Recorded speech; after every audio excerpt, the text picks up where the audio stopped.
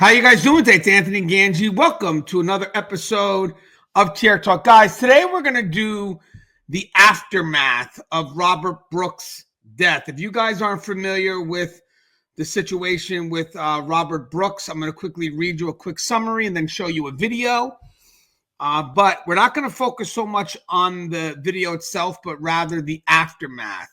How does what happened now affect the other professionals in the field of correction? So in early December of 2024, Robert Brooks, a 43-year-old inmate at Marcy Correctional Facility in New York, died following a violent encounter with correctional officers.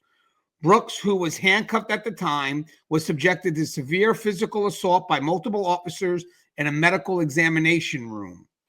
Body camera footage released by the New York Attorney General's office shows officers punching, kicking, and stomping on Brooks while he was restrained. He was transported to Wynn Hospital in Utica, where he succumbed to the injuries on December 10th.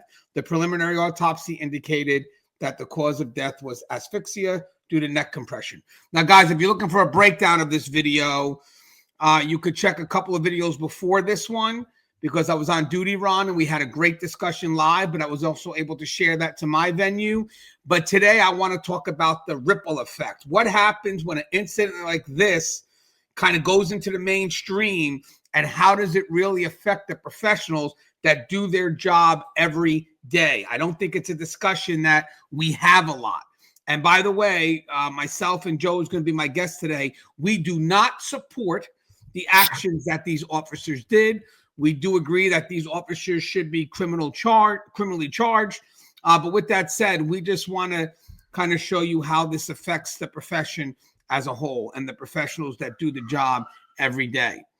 All right, let me get Joe in real quick. What up, Joe? Hey, what's up, brother? Good, Joe. You mind introducing yourself to our audience, please? Yes, sir. My name's Joe Pomponio. I'm a retired lieutenant from the Texas Department of Corrections, 29 years and 6 months. I'm currently working as an assistant jail administrator in our local sheriff's department in the jail division, and am a panel member here for Chair Talk. Yes, we love having you. Now, obviously, me and Joe are very familiar with this case, but with that said, I am going to showcase the video one more time because there are going to be some people that are going to click in and expect to see the video. So I am going to show the video real quick, and then we're going to go in, not break down the videos, we've already done that, but we're going to talk about how an incident like this shines a negative light on the profession, the ripple effect. Guys, the video you're going to see here is not for the faint of heart. There'll be no breakdown here from me, Joe, or Russ, because there's no excuse for the behaviors that you see in this video. I just want you to know that this is not a reflection of who we are as individuals, as who we are as professionals, or what corrections is all about. Please see the video.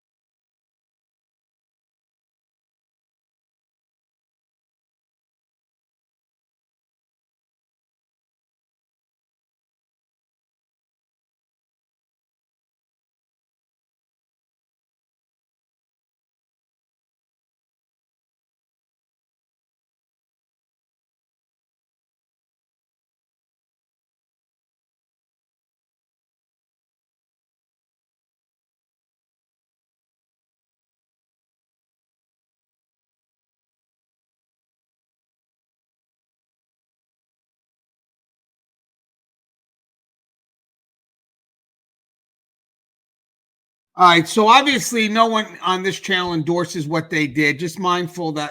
We have about 371,000 correctional officers, give or take. At least that's the number I received in 2023.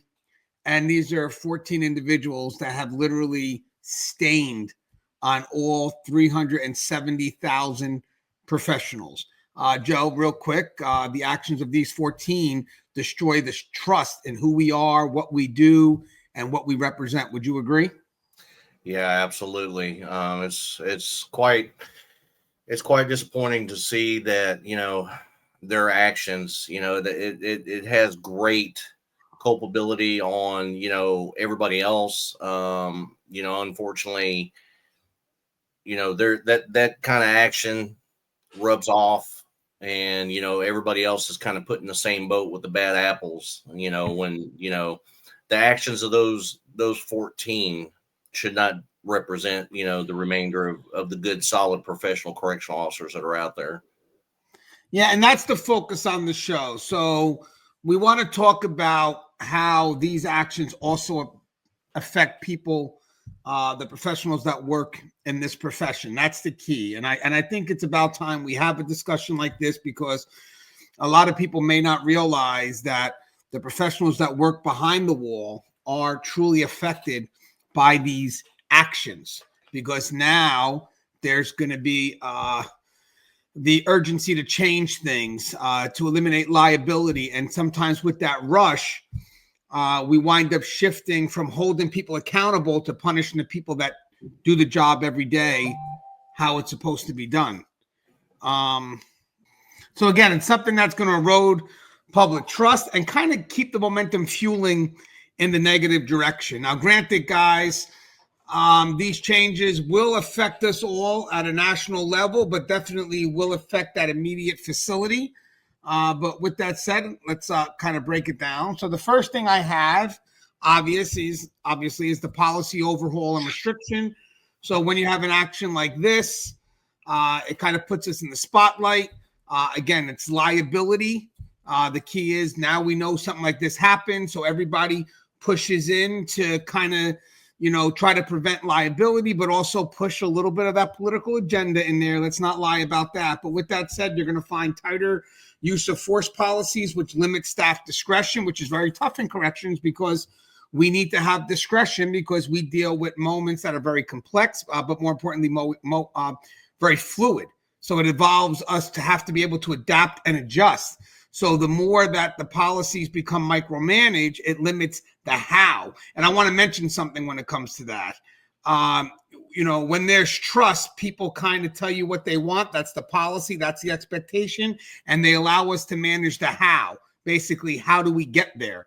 But when you start to lose that trust, people don't just tell you what they expect from you. They tell you how it has to be done. And that's where you start to lose discretionary effort.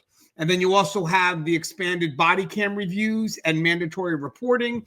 And then you also got to add increased administrative workload for routine actions. So Joe, let's break this down. So policy overhaul and restrictions. And the three areas I have are tighter use of force policies with limit staff discretion, the expanded body cam reviews and mandatory reporting, and then the increased administrative workload for routine actions, which I think a lot of people may not realize. But when something like this happens, even the routine now, you're going to have reports on everything. And administration now has to go ahead and make sure that we are getting those reports done. But Joe, what's your thoughts on policy overhaul and restriction? Yeah, unfortunately, when an incident like this happens, it forces the administration of a facility to take a look at their use of force policies to find out, if their use of force policies were well written and the staff just didn't follow it, or if there's something that needs to be added in safety wise, to keep the officers from crossing the line and to keep the inmates safe. As far as the body cams, the body cams are a good thing. Unfortunately, the one thing about video and audio recording is it doesn't lie. It's always a good fail safe. They're meant for the officer's protection. But at the same time, it keeps them focused on professionalism, to know that, it's always recording. It's a sad situation because you wind up looking at the whole. You wind up looking at the whole process, as a total review for a serious incident review, especially in the case where a death's involved. You always want to take a look to make sure that, your policies are well implemented and being followed. That there was, some sort of video recording. Most places have body cams now. You still have a few states that use handheld video cameras for use as a forces. And then, at the end of this thing, because it was as bad as it looked, you're having to involve outside entities in this process now instead of just an in-house administrative use of force. So that increases the workload and the pressure on the supervisors and the administration of that facility greatly. And guys, when there's eroded trust, there's no longer belief in the word of the authority, which is the word of the officer. So technically and sadly, the reports are secondary next to video footage. Now, with video footage being available, body-worn cams, which will definitely now be pushed out there more than ever.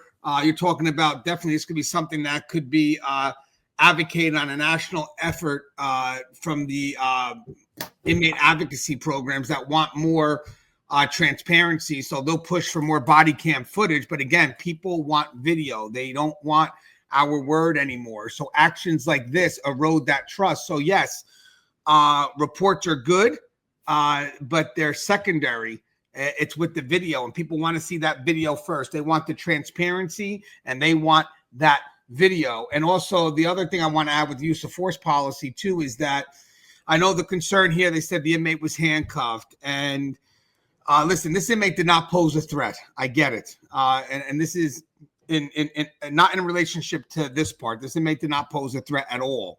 But with that said, sometimes people will look at policy and make a generalized change based on the moment, not realizing how that change is going to affect other incidences. All because an inmate is handcuffed does not mean they're no longer a threat. My biggest concern now is when you make a change like this that's rather impulsive, you automatically go with the momentum that an inmate handcuffed is not a threat. And yes, for the most part, they may not be, but doesn't mean that they can't be.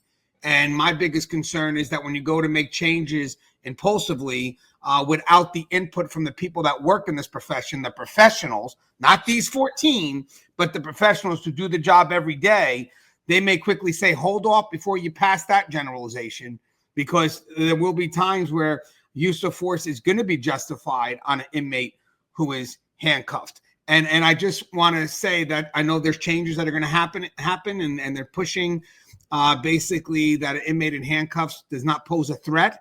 I'm not 100% in agreement with that. Doesn't mean that gives us permission to beat someone down. I'm not saying that, but I would be very wary of saying that statement that an inmate in handcuffs doesn't pose a threat. And Joe, that's one of my concerns is sometimes when they make these overhaul changes of policy, especially these use of force policies, they're kind of where they're at now because of changes that already happened. I don't know how much more restriction we can do. Yes, there's the oversight. Don't get me wrong, but I think we go from restriction to accountability. Like, hey, you know what? The use of force policy is as tight as it can be. So then, you know what? For people that break it, we're going to hold them more responsible. We're going to hold them more accountable because we can't make it any tighter than it is now. And when I mean tighter, guys, in accordance to what we're able to do, because this was definitely not within our use of force policy, what you saw in this video, but then the oversight. So if you got oversight, I mean, if you have body camera footage, you're going to have reviews for every time there's a use of force. You're going to have surprise audits. And if people don't have those body cameras on as per policy, they're going to be written up. They're going to be disciplined. So there'll be measures in place to ensure that there's a system that you can trust when we're implementing footage, and also holding people responsible when they decide to not employ, let's say, body-worn cameras when policy tells you that you should. But what's your thoughts on those generalized changes that affect us?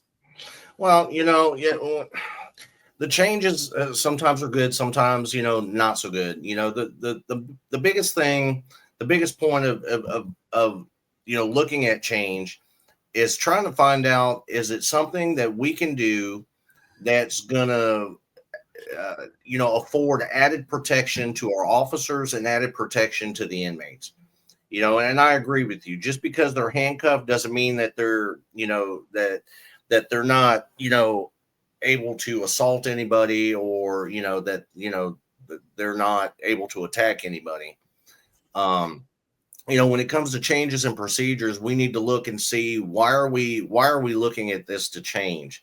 Is it something that we can add to the policy that will afford some sort of level of protection from the officer stepping over the line, and afford protection from the inmate from getting, assaulted erroneously? If you're just changing things just to change things because of incidents like this, changing a policy without accountability is not going to do you any good. You can change the policy 3,000 times, but if you don't hold people accountable, the changes to the policy, are kind of redundant. So it's not always the first reaction. We need to change the policy. No, we need to see what the policy is. We need to see if those protections were already in place and our officers just didn't follow it. Just jumping to a conclusion where you're automatically trying to make a change it's never a good idea. You always want to make sure you're looking at the big picture. Now, even though it's kind of all bleeds into each other, I wanted to put in also micromanagement, because when you think about the overhaul changes of policy, the restrictions, that does fall into micromanagement. And the big thing, as I mentioned before, is in corrections, you want empowered staff. You want staff that are able to employ discretion. And with that said, when you have the negative actions and people try to jump and make changes, the first thing they do is tend to micromanage how things are done, which removes the empowerment that the staff need to do the job. It kind of removes discretionary effort. And then, unfortunately, it kind of ties our staff from being able to react effectively. So with that said, I said micromanagement winds up being greater oversight from supervisors and leadership. And then you have reduced flexibility in handling inmate interactions. And then you have officers feel constantly monitored and second guessed. And to be honest with you, I want to mention something, guys. So yes, these 14 did something wrong. It's not about them. I'm talking about the people that do their job. Imagine the ones that come to work every day being totally professional, doing their job, expecting some level of appreciation, but instead they wind up dealing with changes that affect their livelihood, and they've done nothing wrong. But more importantly, they lose out on the trust that they've earned, because now they're being monitored more, and they lose that sense of freedom. Where imagine having, 22, 23 years in, you know how to do the job. And then someone says, now at this point, you got to report to me for every little thing because of the actions that these 14 did in another state that has nothing to do with you. So again, it's the liability versus accountability.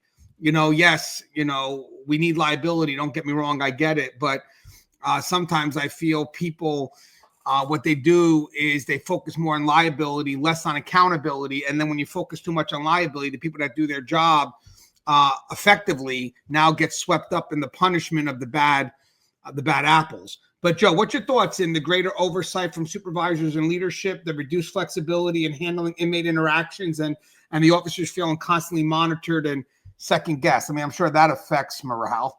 Oh yeah, absolutely. It's going to affect morale, because it only takes a few to affect the whole. And unfortunately, because of incidents like this, when things happen of this nature, there's going to be some sort of oversight, and it sucks because of the fact that the vast majority of professional officers that we have out there wind up being they feel they're being micromanaged because of the actions of a few, which I totally get and I totally understand. But sometimes we have to look into the procedure, and we need to ensure that everybody else understands the severity of incidents like this. And I'm not saying micromanage them forever, but let them know that we're looking at the process. We need to make sure that you guys are not on board with what happened. We need to make sure that you guys are going to be professional about your jobs. and, from that point, let it go, and then start, using your accountability process. You should never, never use liability as a last resort when you have accountability that could have been, used beforehand. And that comes to where you have disenfranchisement, because now staff feel micromanaged. And again, we're talking about the staff that are professional, that haven't done nothing wrong. So I know some of us may see the profession as a whole and want to punish the profession as a whole, but that's unfair. You're going to find bad apples in almost any profession. And to sit there and say that, I need to punish Joe for the actions of Anthony, that's unfair. And then what winds up happening is Joe winds up leaving the profession, and we wind up losing more good people. And the next one I put in here, because it kind of bleeds into it, is staff morale and trust. This is all connected. So you got erosion of trust between staff and leadership. You got the fear of being scapegoated for policy violations. That's more in the frontline perspective, or even management too. And then you have the officers disengage, doing the minimum to avoid attention. So granted, this is sort of what I feel is always going to be the ripple effect, is when you start to micromanage, staff start to look for approval for each step. Now that's not good in corrections, because in corrections, we need decision makers. So with that said, the more restrictive we become, staff look for approval for their next step. And then, yes, there tends to be a lot of mistrust between leadership and frontline, because now when you're pushing liability, management starts to get nervous. Management starts to kind of also feel that maybe I should micromanage my frontline, because God forbid something like that happens here. Once I'm made aware, oh my God, like what can happen to me? So you wind up having people, I think, falling into self-preservation mode. I think at this point, everybody's more concerned about, I don't want to be that scapegoat. So everybody from management to frontline, instead of us working together as a team and saying, we got each other's back, we tend to fall into, cover yourself, self-preservation, which totally destroys the culture that we need in corrections, which we need a family culture. We need a family that backs us. But when liability becomes so pressured into the facility, especially a facility that hasn't done nothing wrong, or especially affects people that haven't done nothing wrong, it forces people to go into self-preservation. And then at that point, you also lose out on innovation. But what's your thoughts on that, Joe, on erosion of trust between staff and leadership, fear of being scapegoated for policy violations, and officers disengage, doing minimum to avoid attention? Yeah, I mean, absolutely. Everybody's been in a position where, they were held accountable for somebody else's actions, and it's one of the worst feelings in the world to have somebody come in and micromanage the process to the point where you're afraid to make a decision. You're afraid to do your just your ordinary job, and in this instance, let's just say the use of force itself. You may be that professional officer that's had uses of forces and this, that, and the other. And, somebody comes in and micromanages the process and threatens accountability for this or for that. And you're like, well, damn, I'm going to try not to have a use of force, because, I don't want to get caught up in that crap, and that starts a snowball effect. That snowball starts rolling downhill. Before you know it, everybody else is afraid to pull the trigger and have a use of force when they absolutely have to. And not only are you taking somebody's initiative to actually be professional and do their job and make a decision, but you're also influencing others to do the same by micromanaging the process. And that's what we don't want. It's not what we need. We need more accountability than we need micromanagement. And it's one of those things where when something like this happens, you have to act swiftly, as far as accountability is concerned, because you want the others to know that, we want you to do your job, but we don't want you to do your job like that. And that's the main thing. But the one thing you don't want to take is the morale, the initiative, and the decision-making process from your frontline staff. Because if you scare them into not doing their jobs, that's exactly what they're going to do. They're going to not do their jobs. Yeah. And guys, there's a balance to that too, because I have seen good leadership, especially if it's not the facility that's affected, but maybe a facility that's affected kind of, from a third party, maybe. Like, as I mentioned, like this happened in New York. Now we're all national corrections could be affected. But I've seen good leaders stand up and say, hey, don't try to push that here. Our staff does what they're supposed to do. I don't need people telling us what to do, or more importantly, I don't need people telling us how to do it. If that's what you want done, you could trust us to do it. So at this point, you have to be very careful of what you allow to creep in that starts to pressure the how, which takes away from the discretion of the officers or the experienced staff to do their job. So I think at this point here, it's good leadership that says, hey, listen, they messed up. Unfortunately, that's the state of New York. They got to handle this. But now if you want to try to creep that into my facility where we haven't had problems, or start messing with my professionals who do their job every day, I'm going to stand up on their behalf. And sure, you may want these things done and we'll comply with what that is. But I'm going to be very careful of what I allow you to tell us how to do. That's the key. You want to tell us what, that's fine. But let us manage the how, because there's no reason at this point for you to question our ability to do the job. And I think, and again, guys, it's not a kickback to be resistant, but rather to keep staff on point and keep staff effective. That's the key. So I get it. Hey, New York, you messed up. All this stuff is on you now. You got to clean up what you got to clean up. I get it. But unfortunately, as that starts to shadow into other areas of corrections nationally, and they start to implement changes that really we were doing what we had to do, New York kind of dropped the ball on this, and some of us may have to stand up and say, hey, don't try that here, because we don't have a problem here. So granted, you can worry about that there, but in the meantime, let us continue to do what we got to do, or else my staff is going to be disenfranchised and less effective. You agree with that, Joe, right? Yeah, absolutely. It's uncanny how something like this can affect a multitude of states, because, you start getting representatives and senators and stuff that are, the family members are going to these people. And before you know it, they're trying to push something that affects all the states, for the actions of one. And, if you have a professional operation, you should absolutely stand up for your people. Say, hey, we don't need any of that shit here. My folks are well trained. They're professional in their jobs. We don't do any of that crap that's going on up there. So please don't bring it into my house.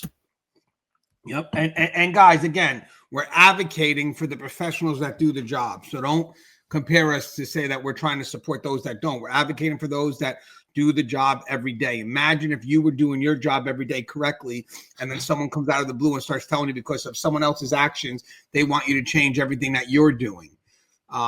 So the other part I have is training and oversight. I have a special little caveat here where it says, I think at some points here, they also focus on optics. So in response to public pressure, leadership emphasizes training aimed at improving the facility's image rather than addressing practical concerns. Sessions on use of force, limitations, and de-escalations are repeated, often with little new information, creating frustration among experienced staff. Training focuses heavily on compliance and appearance rather than the nuances of dealing with volatile inmates, leaving staff feeling ill-prepared for real-world situations. Leadership may prioritize public-facing initiatives or symbolic measures over meaningful changes that improve day-to-day operations, and officers feel that the emphasis is on avoiding lawsuits or bad press, even if it means sacrificing operational efficiency or safety. So I know when you speak to a lot of the officers in our sites and whatnot, when something happens like this and people are pushing liability and they quickly go after that use of force and they put more restrictions, in their mind, dealing with the inmates is forever evolving. And now what happens is we wind up falling backwards in our ability to be effective.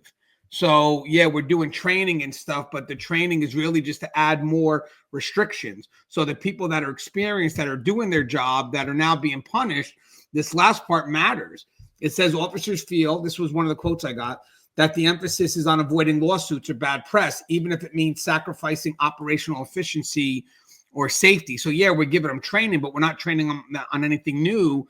but rather, you know, stuff that they may already know because they haven't violated. They're not the ones that are breaking the laws. Or guess what? Now you can no longer do this, or now we're taking away your OC, or, you know, well, I didn't misuse it. This state did. Yeah, but we just don't want the liability because in case you do, no, but now the liability has been pushed to not. What about me? I have a right to protect myself. So what about, like, if you take it away from me and I decide to put a lawsuit on you for preventing me from being able to protect myself to enforce the laws or to enforce the rules and regulations, laws, whatever is behind the wall. They're so quick sometimes to worry about a lawsuit from the outside that they may be setting themselves up for a good lawsuit on the inside. What's your thoughts on that, Joe? There's a lot there. Yeah, I mean, and you're absolutely correct. You know, it's all too often that you know incidents like this wind up getting tools taken away from us that we need to protect ourselves, or we wind up having to do some sort of redundancy, some redundant training that the officers already know. And when you do that, every time an incident like this happens, all you're doing is putting the same information out there over and over and over. And at some point, some of these officers are going to check out on you, because they feel like, why am I having to go through a training for something I didn't do? I do my job. And that's where the disenfranchising starts, because they get tired of hearing, about we're going to train on this, we're going to train on this, we're going to train on this, we're going to train on this. Well, I'm not the one that committed the violation. We're not the ones that committed the violation. Why are we having to suffer for the actions of a few? And that and it comes to a point where the officers just start checking out on you, because they're tired of hearing it. They don't necessarily know behind the scenes that you're already holding these others accountable. But, each agency has to offer some sort of protection for itself at some point, to put it out there, just so they can tell somebody, yeah, this happened. We're dealing with it, disciplinary wise. We're dealing it with criminal criminal charges wise. But we're also, training the staff as an update, so this type of incident may not happen again or won't happen again. But the problem with that is when you start training this other staff for what these 14 individuals did, at some point they're going to check out on you, because they feel like that their authority is being challenged. Their authority is being questioned. Their professionalism is being questioned because the actions of a few. And that's, it's not a good feeling. Yeah, I love that, Joe. And the next part I wanted to put down here was operational slowdown. So this to me is important. Now, guys, remember, guys, there's no forgiveness for what these officers did. I just like to reiterate that. It's just more of let you know how it affects the people that do their job. So operational slowdown, I got officers become hesitant to respond assertively because they're afraid of backlash. And to be honest with you, if I can add to that, sometimes when we get caught up in liability and we go to issue changes, there really is no justification for the change, but rather you just be honest and say that I want to cover my own ass and avoid liability. So now what happens is when officers don't understand the reason for the change outside of the potential for a lawsuit, but rather, maybe you're being a little bit more paranoid, because that could happen. The fear of a lawsuit can make people paranoid. Officers start to think that their job's not so defined anymore, that it's ambiguous. So they start to lean towards more caution, which is not the right way we want our professional correctional staff to be. I'm talking about the ones that do their job. We don't want them to be paranoid because they're concerned of every fear. I mean, you're going to get sued. It's corrections. But if you're doing what's expected of you, you stand up for yourself, you defend your people, do what you got to do, and you move on to the next incident. But when you start pushing the paranoia, you start pushing the fear of being sued for everything, the officers tend to become a little bit more hesitant in their actions. Then you have slower, which obviously is going to lead to slower intervention during critical incidences. And then here's the other thing here. Security risk increase as inmates sense hesitation. I remember the George Floyd incident, and the moment you put your hands on an inmate, they're yelling George Floyd, and staff are putting their hands up, So I think what happens here is when you have something that happens that, where the staff's at fault and the momentum is going in the direction it should be going, but now, unfortunately, it's affecting facilities that are doing their job, and people start to push a lot of concerns based on liability, but could be centered on a bit of paranoia, but also a little bit of political agenda in there because people may not believe in what we do as it is. Then what happens is inmates will see a advantage to that, and then they become more empowered as staff become more disenfranchised. And that's a horrible mix when you got inmates that are entitled versus staff who feel disenfranchised. And again, it's all because you could have this one negative incident that happens in which instead of us really focusing on the area for accountability that should get it, we wind up putting generalized actions out there that start affecting the professionals. So I think this kind of starts to lean towards disenfranchised staff and entitled inmates. But what's your thoughts of that? And again, guys, I'm talking about affecting the professionals who do their job, and I'm not focusing on the 14 who deserve to be criminally charged. When you come to a situation like this, it's sad because when you start micromanaging the process and doing all these trainings, and at some point it's going to cause hesitancy, and it's going to cause the employees to kind of self-scrutinize themselves before they're acting. And usually it's the ones that are actually professional in their duties, do their jobs correctly with the minimal amount of force necessary to gain compliance. But because of incidents like this, it causes the frontline employees to go to a situation. They're like, man, if I have this use of force, am I going to get in a wreck? They start self-scrutinizing themselves to the point where they scrutinize their own actions into the point of insecurity. And, it's the one thing we try to prevent. It needs to be the rest of the workforce that's actually doing their jobs need to understand that, when we put forth some sort of training or a refresher or a reminder, it's not because we don't think they're not doing their jobs. It's because we know they're doing their jobs, and we want them to understand that, what happened is not okay. We're not saying that we're trying to blame you guys for it. But, at some point, if you put it out there too quickly and you put it out there too bluntly and you put it out there without explanation, you're going to cause hesitancy in that workforce on the front line because they don't understand, and not everybody is going to know what happened. Not everybody may understand what happened, or, why are we going through this training? What the hell? That's why you need to be transparent. You need to be, have effective communication with your people. Say, look, this is what happened on the, there's a use of force, went bad. This is what happened. Therefore, we're just giving you guys the reminder to make sure that you guys are being professional, because you can be watched by the video cameras.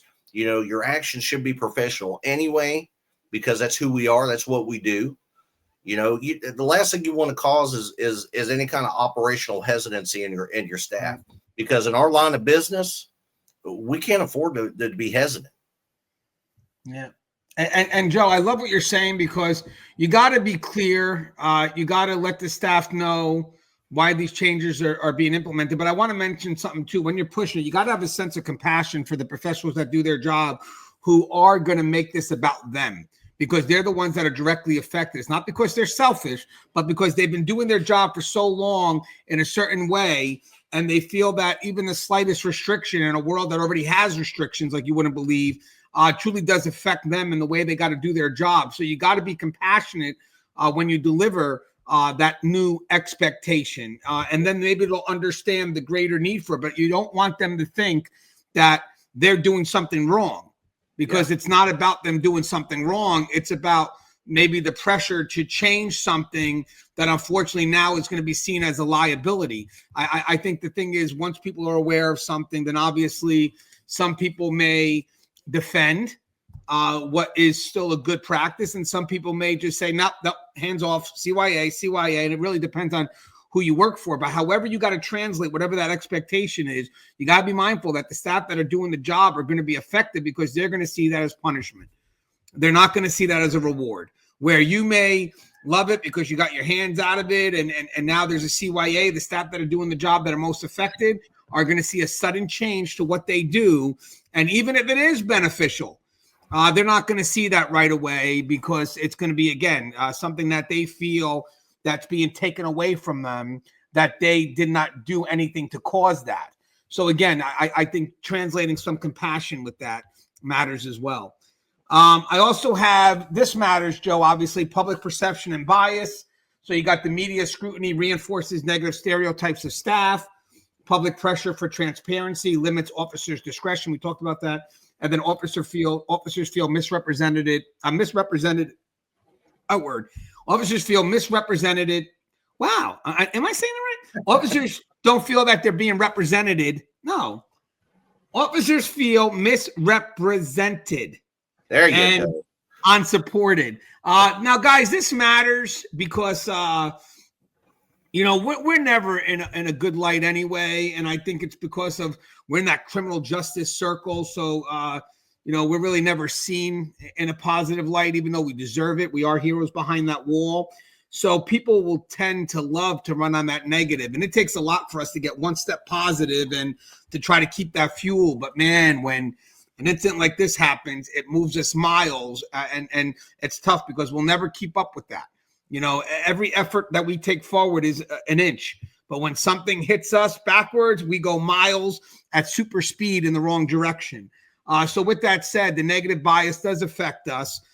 So it's good for staff to have good leadership that defends their people in this time. And what I mean by that is you could defend your people without condoning the actions of these 14, which I did recently on the Duty Ron show. I wasn't afraid to advocate for the profession because the profession didn't do anything wrong. It was these 14 who did. So sometimes people mix the profession with what's done wrong, and it's like, well, it's not a good time to stand up for corrections. Of course, it's the best time to stand up for corrections. I need to separate the profession and the professionals from these 14 guys or 14 individuals who deserve to be charged. So if ever there's a time to defend the profession, it's in this whirlwind. You defend it when people believe that you're doing something wrong and they cast that light on the whole profession. When it comes to corrections, guys, I mean, this is a hard profession. And it's a profession that truly is very controversial because we manage human behavior and at its worst. So with that said, during these tough times, you need advocacy that represents the profession in a way that separates the professionals and what the job is about from the 14 who did this. So I agree with that. I think that staff will probably feel that there's a negative bias towards them. I'm sure they feel it all the time, but more so now. And they're expecting for someone at this point, especially at this point, to stand up and say, yo, hold on. Not here. We do our job. We're professionals. I stand by my people. I stand by what we're supposed to do. I stand by, what we stand for as an agency. So at this point here, I have no problem standing by the work that's done behind the wall. But I think that's where we lack, to be honest with you. That's why all these changes tend to come in, because people are afraid to defend the profession at this time, whether it's political, who knows, but because they automatically blend the profession with the 14 individuals when we need to separate that. What's your thoughts on that, Joe? You think that's true? Yeah, it's very true. And it hurts my heart for the workforce, because they take a beating. They take a beating in the public eye, over the actions of a few. And I've seen it time and time again over my 30-year career with the Department of Corrections. We were tormentors, we were punishers, we were just all kinds of stuff because of things that, a select few did. And, I think it's very important that whoever, the PIO is for the agency makes it well known, I'm sure something like this probably came out in some sort of news clip or a press briefing or some sort of media exposure. But, more people need to stand up for the workforce that's doing their jobs. When you hear about incidents like this and they're given some sort of press briefing or some sort of media briefing, it's always about the 14 or the individual that did something wrong. We never hear on the ass end that, I want to make it clear that, I have hundreds, thousands of employees that work in this agency that do their job day in and day out with professionalism. And they shouldn't be held responsible for any kind of, negative public perception at the actions of a few, because no matter what kind of employment you're in, you're always going to have that one employee or the two or the three or the four that's going to do something wrong, but everybody else shouldn't be held accountable in the public perception because of the fact of what these few people did, and you're correct. We don't see enough people who stand up for their employees, the ones that are doing their jobs. We always hear about the negative employees and what they've done. And, when you see that over and over and over and over in the media, at some point the public thinks that everybody employed within that agency is that way. And it's not true. We employ thousands, hundreds of thousands of people that do their jobs day in and day out. And they shouldn't be held accountable for something that a select few did. I agree, Joe. And Joe, I got one more area I would like to discuss, and then we can wrap it up, and it's inter-inmate dynamic. So, Joe, I know we kind of touched on this a bit, but just to reiterate, inmates test limits more frequently, staff authority diminishes, increasing potential unrest, and then rising tensions between staff and inmates. Because, again, I think when this happens, the inmates may also see this as a win. And, guys, don't minimize I'm not minimizing the incident, but just listen to this perspective. I want you guys to understand the perspective. When something like this happens, they know that there's going to be pressure to overhaul the system. So what happens is now you have a lot of inmates that are going to cry wolf and say they're being mistreated, which may not be the case. Granted, hopefully it's not the case. So what happens is we may tend to overreact. And then now staff tend to feel a little bit more limited because now you start to see the dynamic now, as I mentioned before, the staff losing their power, so they become disenfranchised, and the inmates becoming more entitled because they're quick to say, and they'll utilize it. They'll be like, yo, yeah, think about coming and get me out of that cell. Remember what happened in New York? Or remember what happened to George Floyd?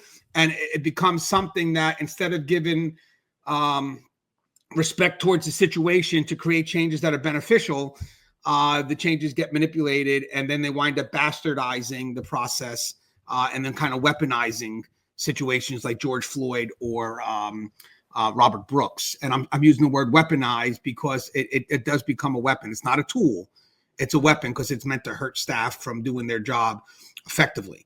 And it does create this dynamic because it's a dynamic that's meant to limit staff's authority and then ultimately give inmates a utopia in their mind. But what's your thoughts on that? Would you agree with that, Joe? Kind of touched on it, but yeah, when things like this happen, it gives the inmate population a win in their column already because they know that we're already being scrutinized, not only by our own department, by outside entities, news media, attorney generals, representatives, congressmen, and I'm telling you, if it doesn't matter what kind of climate you have in your facility, when something like this happens, you will see the inmate population band together quicker than anything that you've ever seen.